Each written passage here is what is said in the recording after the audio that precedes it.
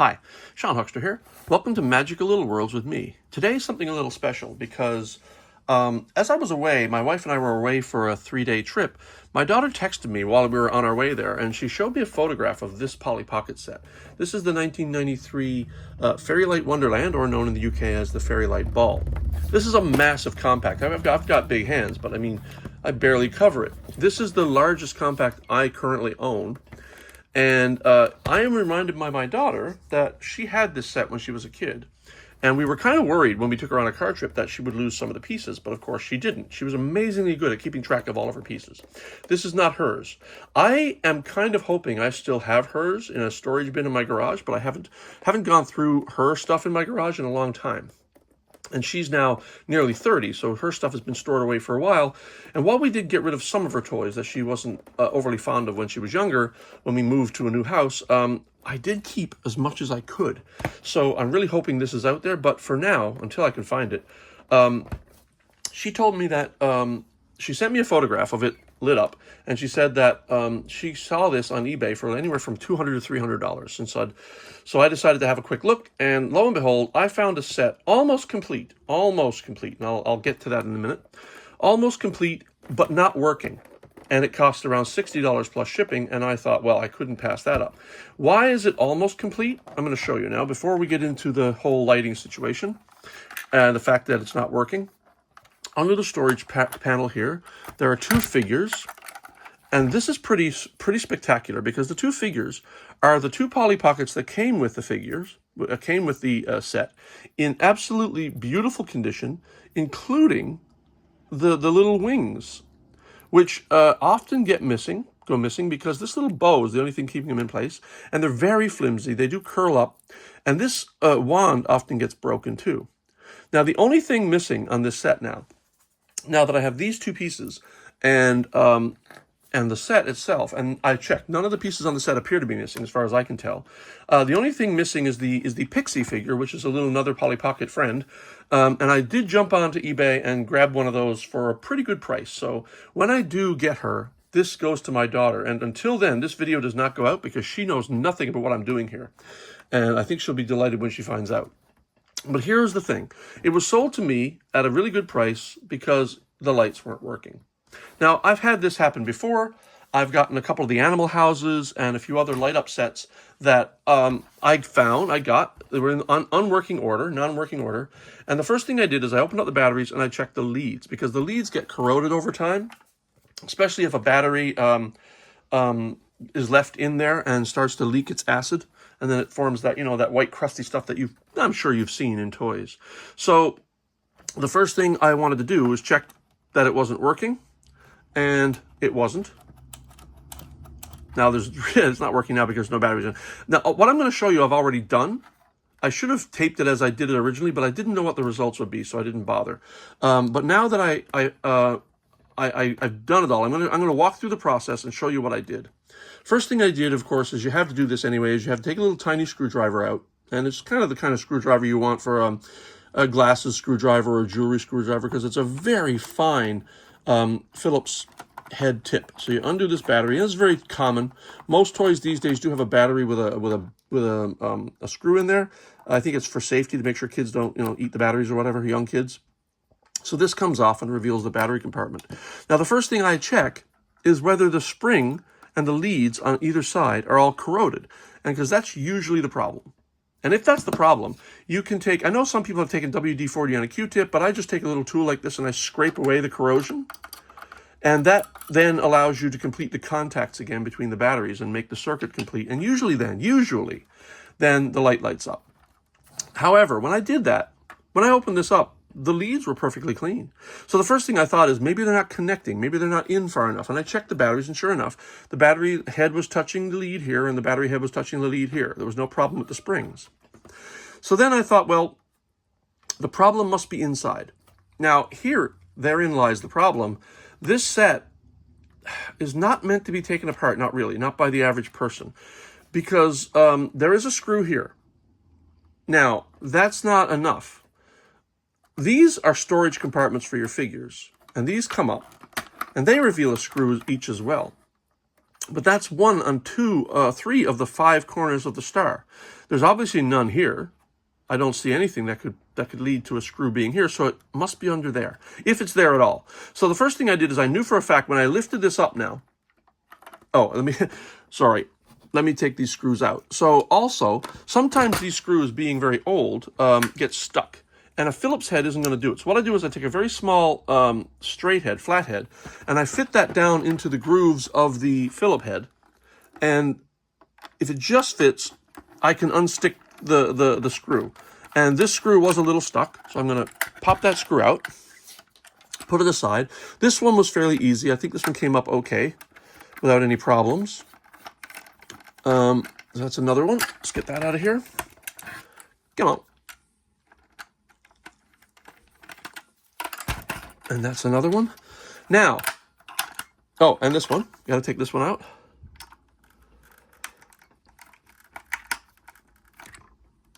Getting the grooves into there when you aren't looking down is kind of hard.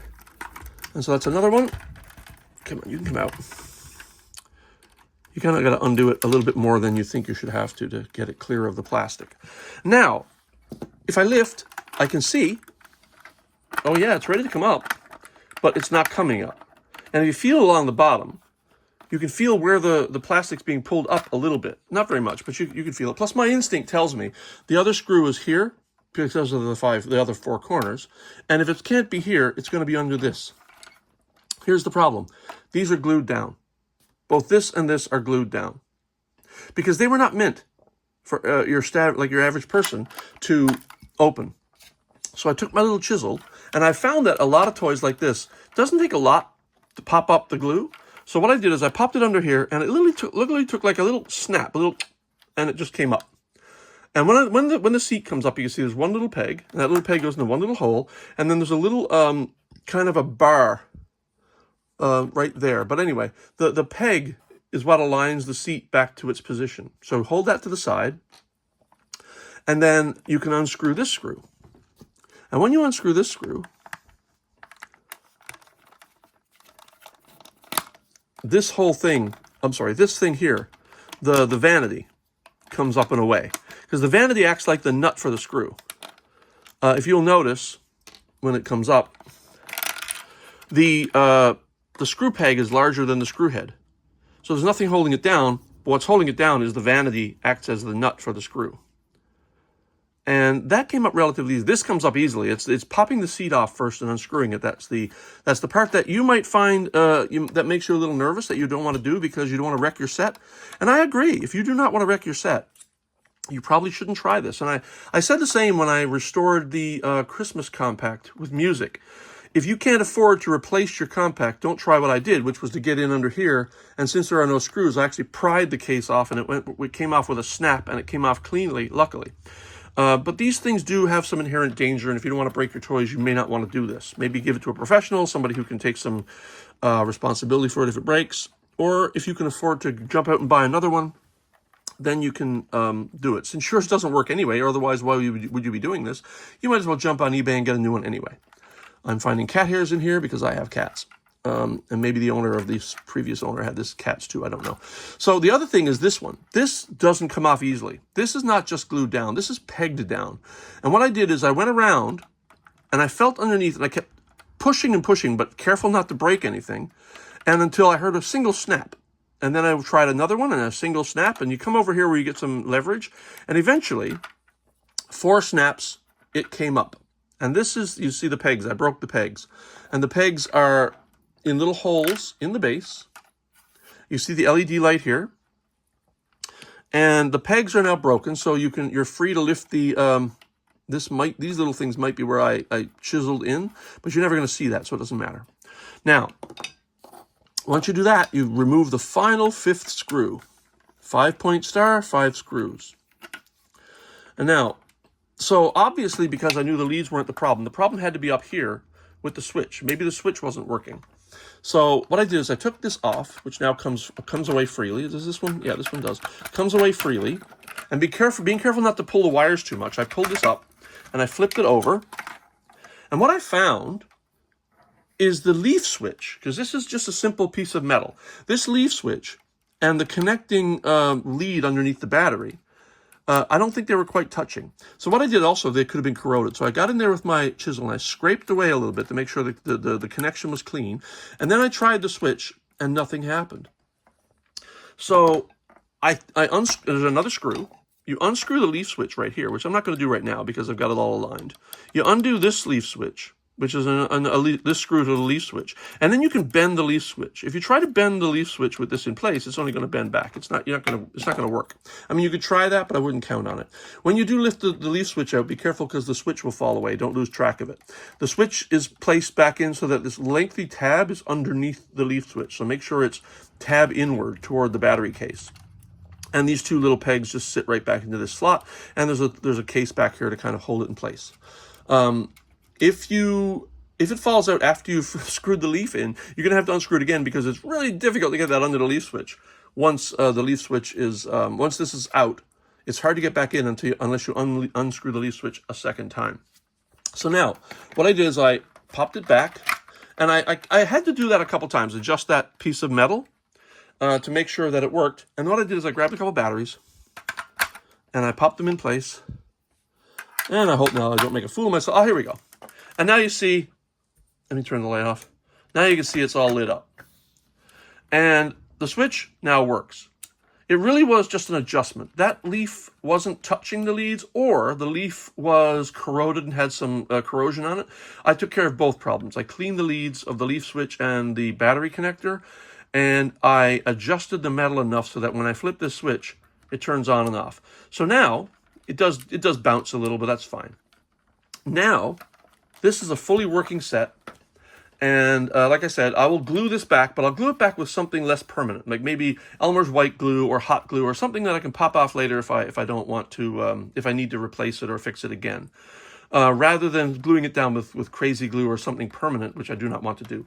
And once, also, I noted that when this fountain is in place, it doesn't rotate very well. So what I did is I started rotating it like this a lot and almost like sanded its way clear. So now when I pop this back in, this will rotate. And that, I'll tell you, it does nothing, but it's so satisfying. You wouldn't believe. So let me pop everything back in place, turn the light back on. Not that we really need it, but. So the other good thing is, if you want, you can pop the fountain back on, and it'll kind of just stay in place. It'll snap back on. It'll just stay in place. And if you tell who you're giving this to, or if you know it yourself, just don't pull too hard on this. Or if you do, just don't lose the piece. Then you don't have to glue it back on at all. It'll actually stay. And the next thing is, let's pop the vanity back in now. We're going to put the screws back in place. This really helps to have tweezers, which I do not have. So I'm going to take the smaller screw head and I'm going to try this. I'm going to try to pop this in place. So one thing I found with this one is if I pop the screw into the hole first and then lower it down, with my big fingers, I have an easier time getting the screw into the base hole than if I just tried it when it was all in place. So when I do this now kind of aligns to the base hole and I can screw it down. And I'm screwing that in place until it's a little bit tight. And now the seat can go right on there. Remember that the peg is there. And that kind of holds too. As long as you're not too rough, you can leave that there. But I would suggest maybe putting a little Elmer's white glue or some sort of non-permanent glue there. Not glue stick, because I don't think that's permanent enough. But something like an Elmer's glue that'll kind of harden and form a bit of a seal, but then you can pop it off later easily enough. And maybe you'll never have to open it again anyway. If luck holds and the switch doesn't bend back, you probably are fine. Not actually ever opening it again. So let's pop this screw back in. And that one is going to be easier because there's a less confined space to work with. And screw that back in. And just go finger tight. Don't go too tight with this because plastic is malleable and you do not want to break the threads in the plastic or the threads in the plastic. So over here, pop it down. Get that screw out. This is the screw that has a slightly stripped head, so I'm going to use the micro flat head again. Some of these screws will have a stripped head and some won't. And if you pull, some of them are almost like they're glued down, but they're not. But they do get stuck down in such a way as getting them up might be difficult, and you could actually strip the head rather than the screw. So just finger tight. Let's do all 5 screws. And again, if you really want to, you don't have to do all 5 screws. You do kind of have to do this one. Or maybe you don't. It's up to you. If you think that holding it down with 3 screws provides enough hold, which it probably does, you probably don't have to put all 5 screws back in. But I'm, for completeness sake, I'm going to do so. And that's that one finger tight. And the last one is under the storage compartment for the characters. There's 2 storage compartments, by the way. And pop that in place. Oh, get into the hole. It can be a little difficult because the little hole down there is on a flat surface before it goes into the hole. And then you go till about finger tight, and then you close the compartment just to double check, make sure the lights still work, because in case you've bent something, but the lights still work, so we're good. And now I'm going to put the fountain back on again, just so that it clicks in place. And it kind of just crunches in place too. So, I mean, unless you really pull this hard, that's not coming up anyway. But again, a little bit of Elmer's white glue or something non-permanent would be good. Now, you can also rotate the fountain, which is just for fun. There's no practical purpose to that, but it is fun. And the last thing we do is we put the battery container back on. And I will always recommend, since, you know, the problem in the first place with some of these non-working kits is the corrosion in the battery section. If you're going to put this away for a while, take these batteries out. Otherwise, you will have another problem trying to fix why the lights don't work after several months or something in storage. So anyway, I'm going to pull out a little bit and show the whole set. It's really so large, it doesn't fit on my camera. But now, with this and the 2 figures that are complete, and the 1 figure that is on its way to me, I will be giving this to my daughter. And as she's the one that prompted me by telling me about it, it made me think that she's going to want this. So I'm going to give this to her, and I hope it brings back the kind of memories that they bring back for me when I play with a Polly Pocket. Before I go, I'm going to just mention some of the functional features, as if I was reviewing the set and not just repairing it. So we do have the light, obviously. The functional movement features are the doors open, these beautiful clear doors open. And these are slightly soft plastic. Be careful, don't break the hinges. But they're fine, they look great. There's a little flower pattern on there. Like I said, if you do what I did, the fountain will rotate. It probably won't when you first get one of these sets. But if you take this off, you can make it so that this will rotate. And it doesn't come out, so it's fine. It just gives you something fun to play with. Over here, obviously, you have a vanity for Polly to get ready for the party, because this is supposed to be a party. You have a beautiful staircase going up with gold hearts all the way up. You got flowers painted everywhere. You've got a wand down here on a table. You've got a light up section. I'm not quite sure what that is, but since this is looks like a cloth tablecloth, that might be desserts or something. You've got food preparation up here. You've got food eating over here with 4 chairs for Polly and her friends to sit in. 3 come with the set, so she can invite another person. Clear staircases and newels and banisters, kind of very nice. Also sparkly, glitter throughout all the clear parts. Then you've got the dance floor. You've got all sorts of holes for the feet, which is great, because some sets don't come with very many, and this one comes with an abundance of footholds. 1, 2, 3, 4, 5, 6 on the floor below alone. 1, 2, 2 above that I can see, and other things you can do up there. So what else happens? This is a dance floor. Put 2 Pollys in here, and this rotates around by rotating this mushroom head. But not only does it spin, the little discs inside counter spin. So as a Polly rotates around, she really does a double spin. And let's just pop one in place to show what that looks like. See, she doesn't just spin, she twirls as well, because there's a brilliant use of multiple gears in there that just make my mind happy with joy that somebody can think of that. There are other clear posts around. Some of these light up, some don't. This one doesn't light up. Let's go to the top. The top, we have a little throne chair here, kind of. We got leaves and flowers here all over the place. You got a butterfly. There's a sticker back there with more friends. So the party's going on through there. A beautiful chandelier. Now, you've got a little button here that does nothing. That does nothing. And this button does nothing. This one, however, rotates the ride. So 3 Pollys can sit on the ride. The only thing is, of course, you put them in there. They are set up to sort of like... when you fold the Polly, it looks like the legs might jam their way in there and kind of hold them in place. But I've seen people do this and they just fall right out. But you know what? It's up to the child's imagination anyway, so that's fine. And the last functional feature is this hot air balloon, which has a flower cup basket, which I love. And then this button raises and lowers the balloon. So you can take a balloon ride. And the balloon is lit up, if you notice, and the light travels with the balloon. And the balloon is beautiful because it is also translucent and then painted with pink stripes, and which allows you to see the light through it. And there is sparkle, again, glitter inside that plastic. Well, that's the secret to restoring one of these. If you ever see one on eBay and it says light's not working and it's selling for a lot cheaper, it is well worth your while to buy it and try to restore it using the methods I just showed you. You will need a screwdriver with a couple of micro heads. The smaller, the better. I bought this cobalt one, which has a bunch of heads, which is great because I use like all of these. And you will want something like a wood chisel. This is just like a wood carving chisel. I use this in 3D printing for cleanup. I have a whole set of these. But this becomes very handy. And I also used it in the Christmas compact to get in and pop the bottom off so I could replace the battery and clean the leads on the Christmas compact. And so I now have the Christmas compact playing music again, and that's on a video that you'll see if you scroll back a bit on this channel. So for me, Sean Huckster, I really hope I've shown you something, and I hope I don't cause you to damage your own. So let's turn this off and close it, put it aside, and that's it for today. So welcome to Magical Little Worlds with me.